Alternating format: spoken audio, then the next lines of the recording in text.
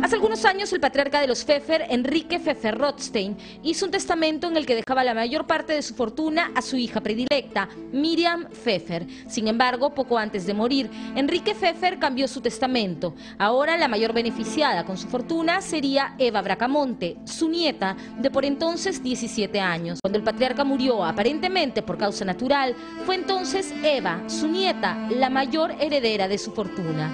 Sin embargo, tenía apenas 17 años.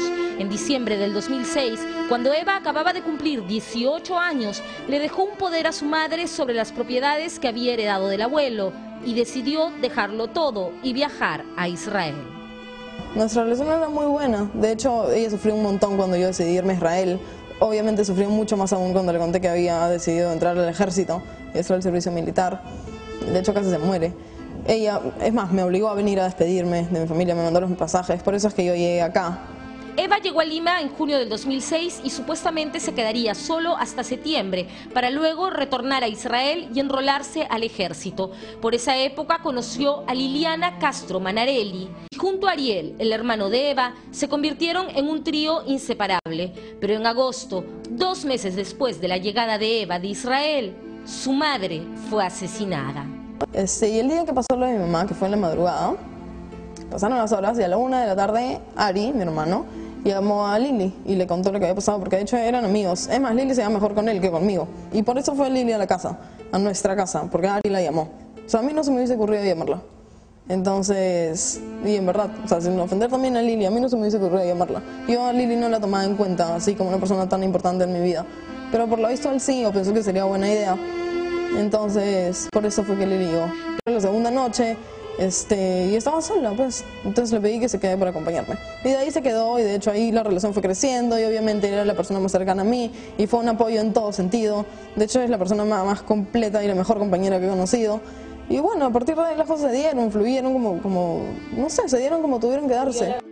Con la muerte de Miriam había una herencia que repartirse entre 2 hijos prácticamente adolescentes y solos, Eva de 18 años y Ariel de 17.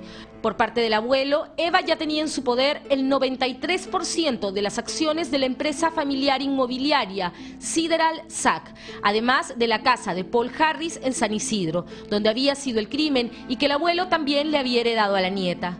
Legalmente quedaba tan solo repartir entre los hermanos la herencia de la madre, pero mientras vivían juntos nunca se pensó en la división.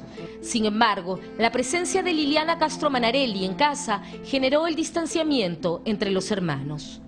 Ya, después de lo de mi mamá, Ari y yo vivíamos juntos. Y dicho sea paso, nos llevábamos muy bien. Además, nos adorábamos, éramos así un par de hermanos bien raros, salíamos juntos. En verdad era bien chévere. Después llegó Lili, entonces llegó un momento en el que Ari empezó a pensar diferente que antes. Y de pronto, como ahora Lili vivía en la casa y su pareja ya se había ido, porque al comienzo vivíamos los 4, también la pareja de Ari, a Ari le parecía que, por ejemplo, el agua, yo tenía que pagar 2/3 del agua mensual y él 1/3, porque Lili era mi invitada. Cuando realmente estábamos en mi casa, porque fuera de todo, de cómo deben funcionar las cosas, o sea, estábamos en mi casa. La situación empezó a empeorar cada vez, porque ya no era solamente con el agua, sino con la comida. Y de pronto ya no era con la comida, sino con el gas. Y de pronto ya no era con el gas, sino con todo. O sea, ya empezó a ser ridícula la situación. Entonces, y en ese momento Lili ya era importante, muy importante para mí. O sea, era apoyo. Aparte, era nuestro chofer también, porque Ari era menor de edad y yo no sabía manejar. Entonces, Lili nos manejaba a todas las la oficina que queda al centro de Lima, Lili. Todo. Hubo que ir a la morgue un montón de veces a sacar documentos, Lili manejaba, o sea, todo lo hacía Lili. Si Lili se bañaba 2 veces al día, ya no era solo los 2/3, era una multa también, porque se bañó 2 veces al día. Y los 2/3 son porque cada uno se bañó un día. O sea, ya era la relación es insostenible. Entonces, por mutuo acuerdo, decidieron dividir, o tú lo votaste. O sea, llegó un momento en el que Ari, por ejemplo, Lili y yo estábamos comiendo en la cocina y Ari llegaba, pasaba por la cocina y no nos saludaba. Yo no sé si Ari se sentía cómodo, pero obviamente era mi hermano, vivíamos bajo el mismo techo y era una situación que no hace sentido. Trataba mal a Lili y ya pues eso yo obviamente no lo iba a permitir. Entonces la relación entre los hermanos se resquebrajó y decidieron ya no vivir más juntos. Así las cosas, se dividieron los bienes de la madre. La herencia del abuelo quedó intacta en manos de Eva. Decidí, junto con Lili también, que él se quede casi, bueno, con el 100% de lo que era mi mamá, o sea, no dividirlo en dos, sino que él se quede con el 100%, porque como yo ya tenía lo que había recibido por parte de mi abuelo, entonces ya pues que él se quede con la parte de mi mamá. Ariel Bracamonte, en cambio, ha hablado siempre de una repartición injusta por parte de Eva, mal influenciada, supuestamente, por la que ella se había convertido en su novia, Liliana Castro Manarelli. Ariel señaló en una entrevista que le hice en otro programa sus sospechas sobre ti. Él dijo: después de la muerte de mi madre, yo he empezado a desconfiar de todos, incluso de la familia. Yo no podría decir que Eva asesinó a mi madre, pero tampoco diría que no la asesinó. ¿Piensas igual que él? Pienso igual que él. Yo jamás, o sea, lo único que yo sé es que yo jamás podría decir una cosa así. Ni frente a cámaras, ni probablemente tampoco en privado. O sea, Ari es mi hermano. O sea, puede haber todo el resentimiento del planeta. Podemos no querernos mucho, puede haber una relación pésima entre los dos, pero es mi hermano. O sea, yo no podría decir eso, simplemente. Según los documentos que la defensa de Eva ha presentado a la Fiscalía, la masa hereditaria de Miriam Pfeffer consistía en lo siguiente: 2 inmuebles, uno en el Callao y el otro en Ate, efectivo depositado en los Estados Unidos y el 7% de las acciones de la inmobiliaria Sideral SAC.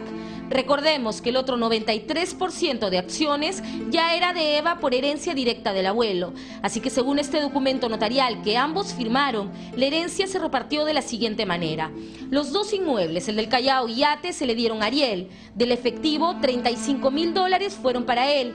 Y el 7% de las acciones se le dio a Eva para que tenga el control total de Sideral SAC y ya no se vean más las caras.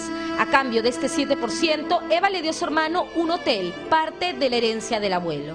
O sea, Ari no tenía nada, Ari era menor de edad. Ari dependía de mi mamá y no tenía, o sea, mi abuelo, él no, de hecho mi abuelo era bien raro y no le había dejado a Ari nada. En el caso de Ariel, sí cambia económicamente la figura con la muerte de tu madre. Bueno, efectivamente, porque él se quedó con el 100%, hasta un poquito más de lo que le correspondía después de lo de mi mamá. La gente que lo conoce sabe cómo vive, sabe en qué universidad estudia, qué carrera estudia. Entonces, o sea, yo no entiendo. Si para Ari lo que él tiene es poco, yo no entiendo que es mucho.